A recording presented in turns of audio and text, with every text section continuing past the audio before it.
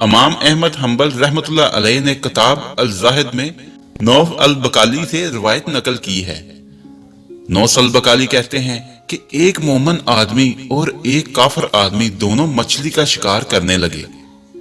बस काफर आदमी ने अपना जाल फेंका और अपने देवता का नाम लिया तो उसका जाल मछलियों से भर गया। बस मोमन आदमी ने अपना जाल फेंका और अल्लाह का नाम लिया, लेकिन उसके जाल में एक भी मछली नहीं आई।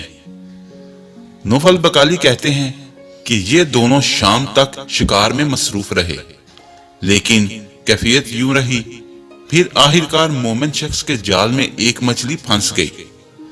बस उसने उसे अपने हाथ में पकड़ने की कोशिश की, लेकिन वो उछलकर पानी में कूद गई। मोमिन वापस हुआ, लेकिन उसके पास कुछ भी नहीं था, और काफिर वापस हुआ, लेकिन उसका थैला मछलियों से भरा हुआ था। मोमिन के फरिश्ते को मोमिन की इस बेबसी पर अफसोस हुआ। उसने अल्लाह से अर्ज की, ऐ मेरे रब, तेरा मोमिन बंदा जो तुझे पुकारता है वो इस हाल में वापस जा रहा है कि उसके पास कुछ भी नहीं है, और तेरा काफिर बंदा इस हाल में वापस जा रहा है कि उसका थैला मछलियों से भरा हुआ है।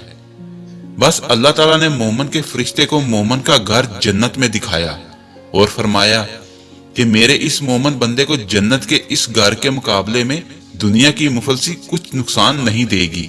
और काफर का घर आग में फरिश्ते को दिखाया और फरमाया, क्या काफर को इसका माल जो दुनिया में उसे हासिल हुआ है इस अजाब व ज़ीन से बचा सकता है?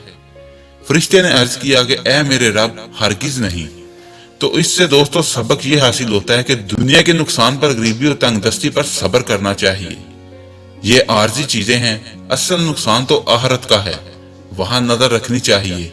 मोमिन बंदे पर दुनिया में जितनी मुसीबत तकलीफ आती है उससे उसके गुनाह माफ होते हैं या दर्जात बुलंद होते हैं।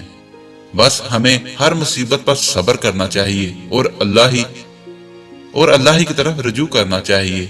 अगर आपको हमारी वीडियो अच्छी लगी है तो इसको लाइक और शेयर करें और हमारे चैनल को सब्सक्राइब करना ना भूलिए। शुक्रिया।